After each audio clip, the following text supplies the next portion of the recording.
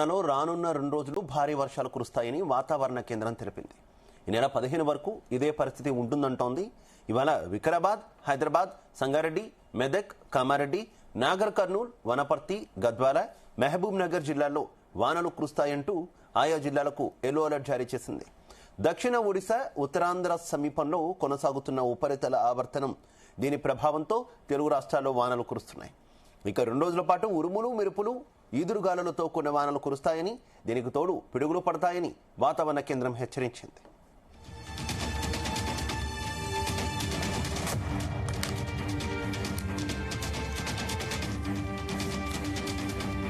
ఇక తెలంగాణలో వర్షాలకు సంబంధించి మరింత సమాచారం మా కరెస్పాండెంట్ నాగేష్ అందిస్తారు. నాగేష్, రాష్ట్రంలో 2 రోజుల పాటు భారీ వర్షాలు కురిసే అవకాశం ఉందని వాతావరణ శాఖ అలర్ట్ చేసింది. ముఖ్యంగా హైదరాబాద్ పరిసర ప్రాంతాలు ఏవైతే జిల్లాలు ఉన్నాయో రంగారెడ్డి, కామారెడ్డి, మెదక్, నిజామాబాద్ తో పాటు ఇంకా కొన్ని జిల్లాల్లో కూడా భారీ వర్షాలు కురిసే అవకాశం ఉందని చెప్పి అలర్ట్ ఇచ్చింది. ఇప్పటికే గత 24 గంటల్లో భారీ వర్షాలు కురిశాయి. ముఖ్యంగా వికారాబాద్, హైదరాబాద్, సంగారెడ్డి, మెదక్, కామారెడ్డి, నాగర్ కర్నూల్, వనపర్తి, మహబూబ్ నగర్ ఈ జిల్లాల్లో ఎక్కువ స్థాయిలో వర్షాలు రానున్న 24 గంటల్లో కురిసే అవకాశం ఉందని అలర్ట్స్ ఇవ్వడంతో అప్రమత్తమయ్యారు ఇక్కడ అధికారులు. దక్షిణ ఒడిశా నుంచి ఉత్తరాంధ్ర మీదుగా అల్పపీడనం ఏర్పడమే ఇందుకు ప్రధాన కారణంగా చెప్తున్నారు. అయితే సంగారెడ్డి పరిసర ప్రాంతాల్లో కొంత తేలికపాటి వర్షాలు కురిసే అవకాశం ఉన్నప్పటికీ మెదక్ జిల్లాలో మాత్రం సిద్దిపేట, మెదక్ ఆ పరిసర ప్రాంతాల్లో ఎక్కువ స్థాయిలో వర్షాలు కురిసే అవకాశం ఉందని చెప్పి వాతావరణ శాఖ అలర్ట్ ఇచ్చింది. దీంతో అధికారులు అయితే పూర్తి స్థాయిలో క్షేత్రస్థాయిలో అధికారులు తర్వాత కింది స్థాయి సిబ్బంది సహాయక చర్యలు ముమ్మరం చేశారు. ఇప్పటికే గత 24 గంటలు చూస్తే మెదక్లో భారీ వర్షాలు కురిశాయి.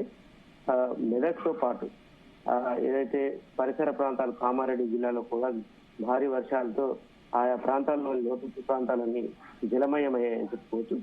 ఆయా ప్రాంతాల్లో ఇప్పటికే అలర్ట్ చేసి అక్కడ సహాయక చర్యలు అయితే కొనసాగిస్తూ ఉన్నారు.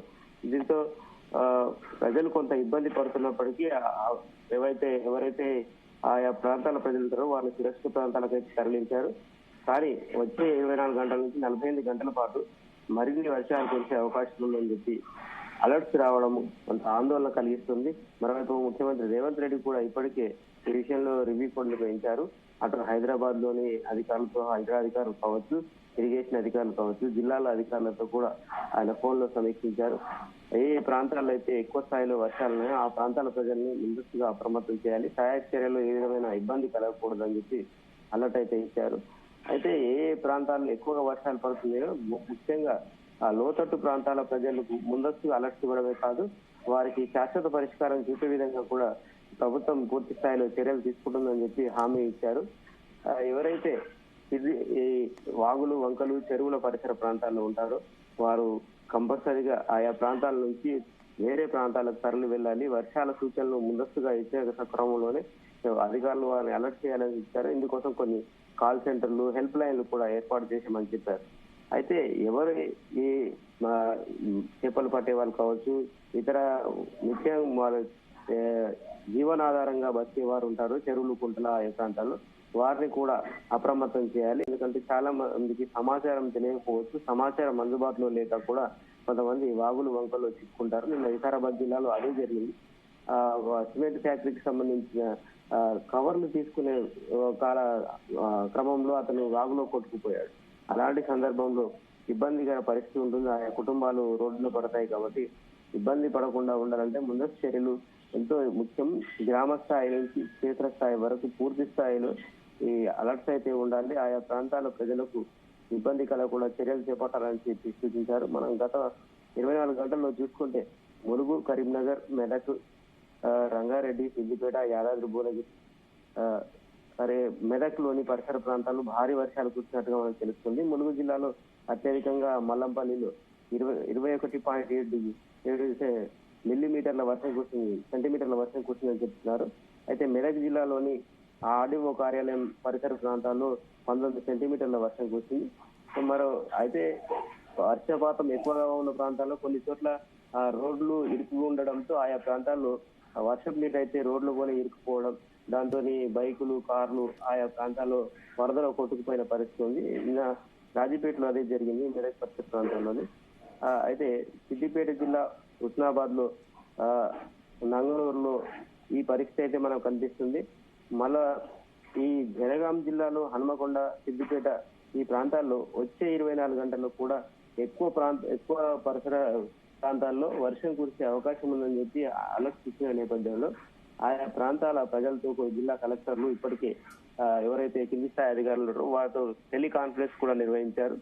ముఖ్యంగా ఈ వర్షాలు కురుస్తున్న సందర్భంలో ఈ పాత భవనాలు ఏవైతే ఉంటాయో వాటిని ఇమీడియట్ గా ఖాళీ చేయించాలని చెప్పి టెలికాన్ఫరెన్స్ ఆయా శాఖల అధికారులను కూడా అలర్ట్ చేయడం జరిగింది.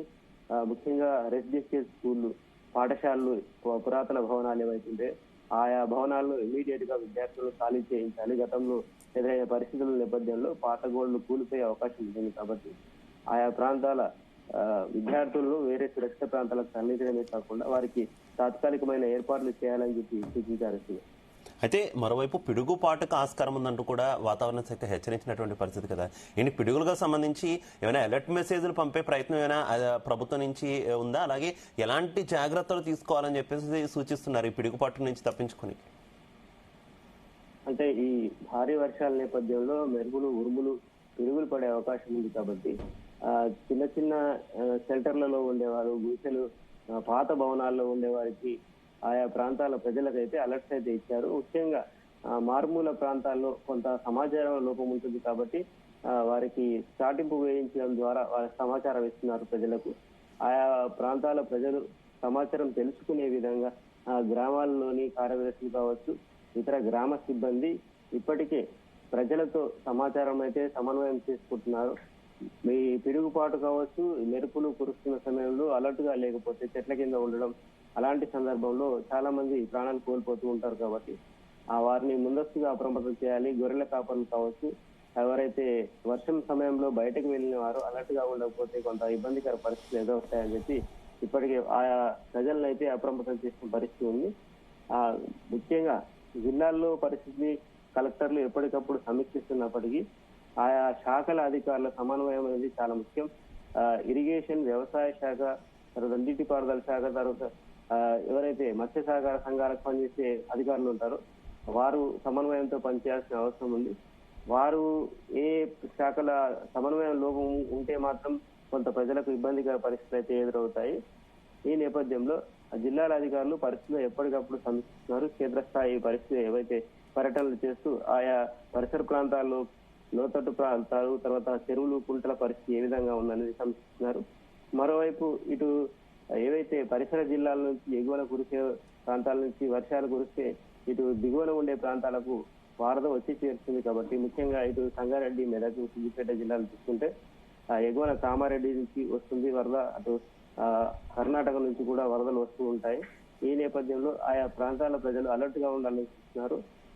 వరద నీరు ఎక్కువగా ఉంటే ప్రాజెక్టుల గేట్లు ఎత్తే అవకాశం ఉంటుంది. ముఖ్యంగా ఇటు సింగూరు ప్రాజెక్టు కావచ్చు, హవేలీ గణపూర్ కావచ్చు, పోచారం డ్యామ్ కావచ్చు, ఇట్లాంటి ప్రాంతాల్లో డ్యాములు గేట్లు ఎత్తే అవకాశం ఉంటుంది. ఆ సందర్భంలో కూడా అలర్ట్ గా లేకపోతే దిగువన ఉండే ప్రజలకు ఇబ్బంది కలుగుతుంది కాబట్టి ముందస్తుగా అయితే సమాచారం అందిస్తున్నారు. Right, okay, thank you.